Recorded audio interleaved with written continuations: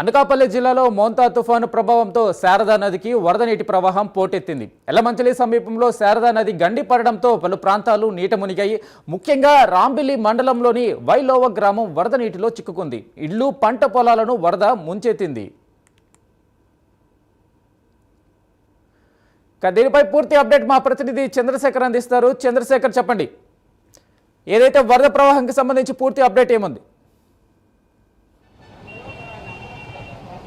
Right Venkat, చూసుకుంటే ఏదైతే మొంతా తుఫాన్ ఎఫెక్ట్ పూర్తిగా కూడా అనకాపల్లి జిల్లాపైన పడినటువంటి పరిస్థితి అయితే ప్రధానంగా కనిపిస్తుంది. తుఫాను వచ్చి వెళ్ళిన తర్వాత దాని ప్రభావం మరింత ఎక్కువ అయిందనే చెప్పుకోవచ్చు. ముఖ్యంగా చూసుకుంటే అనకాపల్లి జిల్లాకు సంబంధించినటువంటి శారదా నది ఏదైతే ఉందో, శారదా నదికి సంబంధించినటువంటి ఆ కాలువకు పూర్తిగా కూడా గండి పడడంతో అక్కడ నుంచి ఏదైతే వరద నీరు ప్రవహిస్తున్నటువంటి పరిస్థితి ఉందో ఆ వరద నీరు అంతా కూడా అనకాపల్లి జిల్లాకు సంబంధించినటువంటి ఏదైతే యలమంచిలి నియోజకవర్గం రాంబెల్లి మండల పరిధిలోని వైలోవ గ్రామానికైతే పూర్తిగా వరద నీరు అంతా కూడా పోటెత్తినటువంటి పరిస్థితి కనిపిస్తుంది. దీని నేపథ్యంలో పూర్తిగా కూడా అక్కడ ఉన్నటువంటి గ్రామం అంతా కూడా పూర్తిగా నీటిలో మునకపోయిపోయినటువంటి పరిస్థితి అయితే కనిపిస్తుంది. ముఖ్యంగా చూసుకుంటే ఏదైతే గత 4 రోజులుగా కూడా ఎగువ ప్రాంతాల్లో కురుస్తున్నటువంటి భారీ వర్షాల నేపథ్యంలో దిగువన ఉన్నటువంటి లోతట్టు ప్రాంతాలు ఏవైతే ఉంటాయో అక్కడ నుంచి వరద నీరు అంతా కూడా రైవాడ జలాశయానికి అయితే చేరుకోవడం జరిగింది. అయితే రైవాడ జలాశయంలో అధికారులు అక్కడ ఉన్నటువంటి గేట్లను తెరవడంతో నీటిని అయితే దిగువ ప్రాంతాలకు విడుదల చేస్తున్నటువంటి నేపథ్యంలో పూర్తిగా వరద నీరంతా కూడా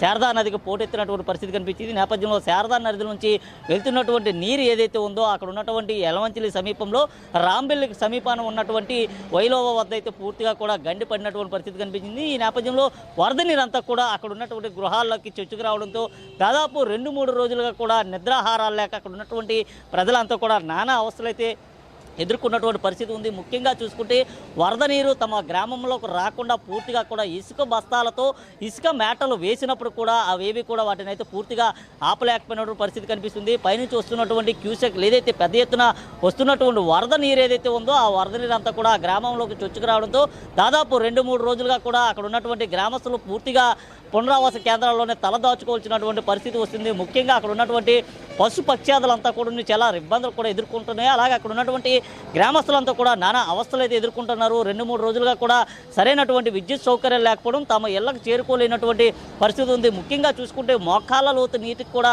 చేరుకున్నటువంటి పరిస్థితి కనిపించింది. కొన్ని ప్రాంతాల్లో చూసుకుంటే పీకల లోతు నీరు కూడా వచ్చినటువంటి పరిస్థితి కనిపించింది. అక్కడ ఉన్నటువంటి పంట పొలాలన్నీ కూడా ఏదైతే వరద నీరు ఏదైతే ఉందో ఈ వరద నీరు కారణంగా పూర్తిగా నీట మునిగిపోయి ఇబ్బందులు అయితే ఎదుర్కొంటున్న పరిస్థితి అయితే కనిపిస్తుంది. ముఖ్యంగా చూసుకుంటే ఈరోజు అదే గ్రామానికి రాష్ట్ర హోంమంత్రి వంగలపూడి అంతా కూడా వెళ్ళనున్నారో అక్కడ ఉన్నటువంటి ప్రాంతాలన్నింటిలో కూడా ఆమె అయితే పర్యటించేటటువంటి పరిస్థితి ఉంది. ముఖ్యంగా చూసుకుంటే ఏదైతే యలమంచిలి నుంచి గాజువాక వైపుగా స్టీల్ ప్లాంట్ వైపుగా వచ్చేటటువంటి రహదారి ఏదైతే ఉందో ఆ రహదారిని పూర్తిగా కూడా అధికారులు అయితే అక్కడ ఉన్నటువంటి గ్రామస్తులు కానీ పూర్తిగా కూడా మూసివేసినటువంటి పరిస్థితి కనిపించింది.